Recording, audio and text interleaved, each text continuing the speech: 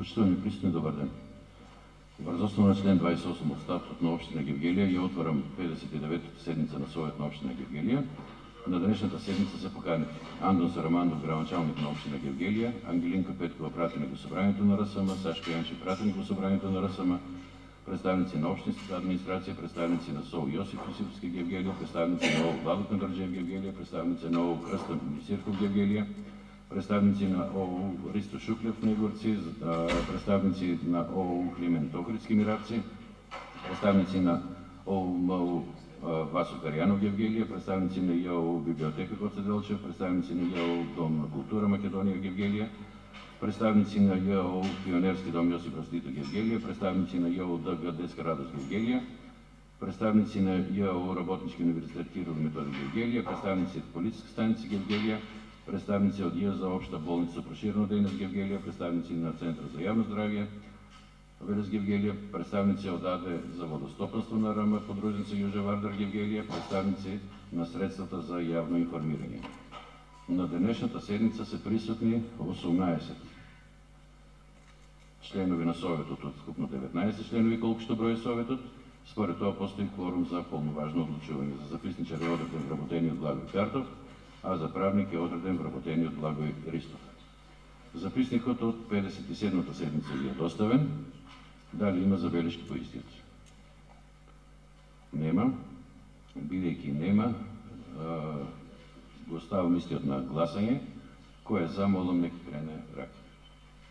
Едногласно усвоен благодарам. Записникът от 58-та воредна седмица ви е доставен. Дали има забележки по истият повелят?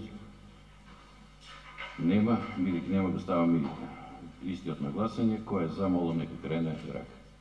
Едногласно усвоено благодарам. За днешната седмица го предлагам следния дневен ред.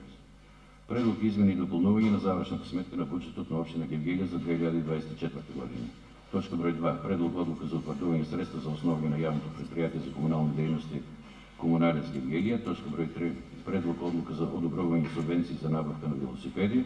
Точка 4. Предлог одлука за финансиска помощ за медицински третман в странство. Точка 5. Предлог програма за финансиска поддръжка на НВО секторот от община Гевгелия за организирање програмски активности за 2025 година. Точка 6. Предлог програма за измена на програмата за поставување на урбана опрема на подрачјето на община Гевгелия.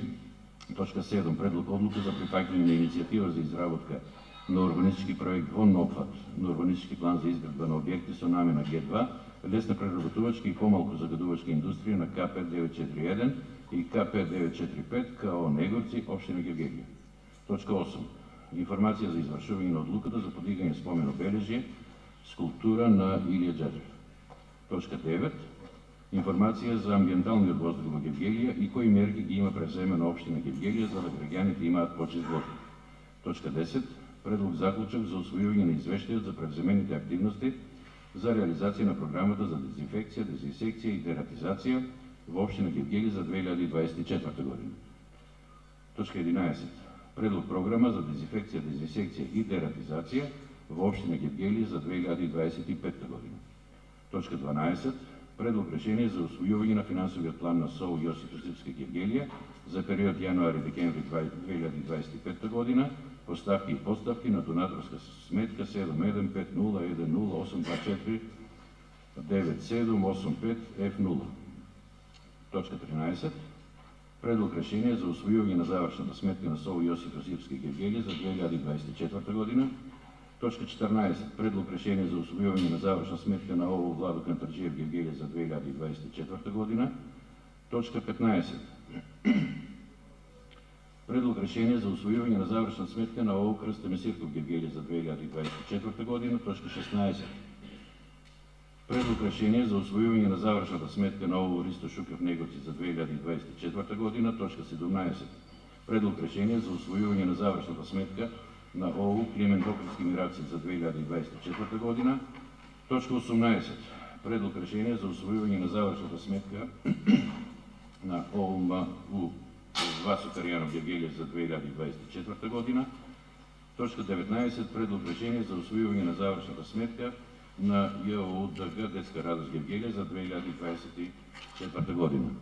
Точка 20. Предлог решение за усвоиване на завършна сметка на ИАО библиотека Гоце Делчев Гевгелия за 2024 година. Точка 21. Предлог решение за даване съгласност на статутарната одлука за измени и допълнуване на статутът на ИАО библиотека Гоце Делчев Гевгелия. Точка 22. Предлог решение за усвоиване на завършната сметка на ИАО Дом на култура Македония Гевгелия за 2024 година. Точка 23. Предлог решение за усвоиване на завършната сметка на ИАОУ Работнически университет Кирил и Методий Гевгелия за 2024 година. Точка 24. Предлог решение за усвоиване на завършната сметка на ИАОУ Пионерски дом Йосип Браз Тито Гевгелия за 2024 година. Точка 25. Предлог заключок за усвоиване на извещие за явната безбедност на подраствията на община Гевгелия. Точка 26. Информация за състојбата со здравствената заштита на населението во општина Гевгелия и состојбата со здравствениот кадар во јавните здравствени установи во општина Гевгелия. Точка 27. Информација за работењето на АД за водостопанство на РМ подружница Южен ветер Гевгелия за 2024 година. Како допълнителни ви се доставени точките 28. Точка 28. Предлог решение за разрешување член во Комисията за прашање на избори и именување на Совет на општина Гевгелия. Точка 29. Предлог решение за избор на член во Комисията за прашање на избори и именување на Совет на општина Гевгелия. Точка 30. Предлог решение за разрешување член во Комисията за финансирање, буџет и локален економски развој на Совет на општина Гевгелия. Предлог решение за избор на член во Комисията за финансирање, буџет и леер на Совет на општина Гевгелия. Точка 32. Предлог решение за разрешување член во Комисията за функционирање на системот на локалната самоуправа на Совет на општина Гевгелия. Точка 33. Предлог решение за избор на член во Комисията за функционирање на системот за локална самоуправа на Совет на општина Гевгелия. Точка 34. Предлог решение за разрешување член во управниот одбор на ИАО библиотека Гоце Делчев Гевгелия. И точка 35. Предлог решение за именување член во управниот одбор на ИАОУ библиотека Гоце Делчев. Пред да отворам претрес по предложениот дневен ред, чувствувам за обврска едно мало објаснување до советничката група на СДСМ. Беа доставени две точки како барање да бидат на дневен ред за претходната седница. Точката за амбиенталниот воздух, како што беше ветено, имаме денес. Точката која што се однесува за хоризонталната и вертикалната сигнализација, најпрво од општинската администрација, бев информиран, потоа и лично разговарав со лицето што е одговорно за подготовка на истата, добив од него објаснување дека поради презафатеност физички не е во можност да ја спреми за оваа седница, доби ветување дека ќе имаме на наредната. Тоа е објаснувањето од него, чувствам за обврска да ви го пренесам. Сега отворам претрес по предложениот дневен ред. Доколку некој се јава за збор, повелете, Демирџиев.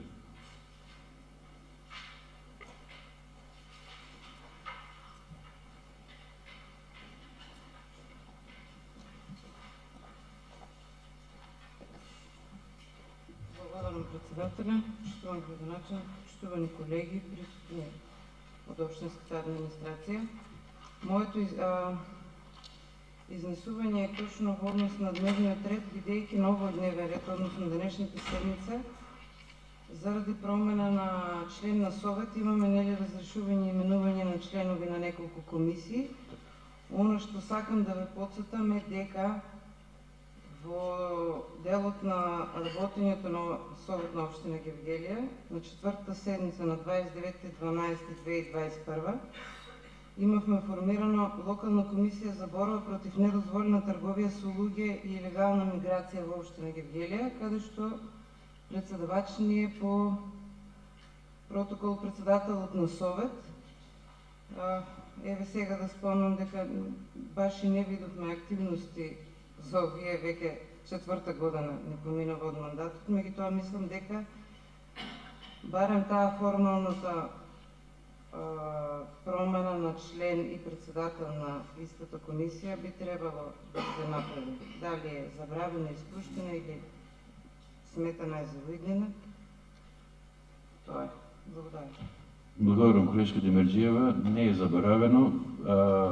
Веднъж после моят избор за оваа позиција, контактирав со представниците на општинската администрација да го регулираме токму ова прашање.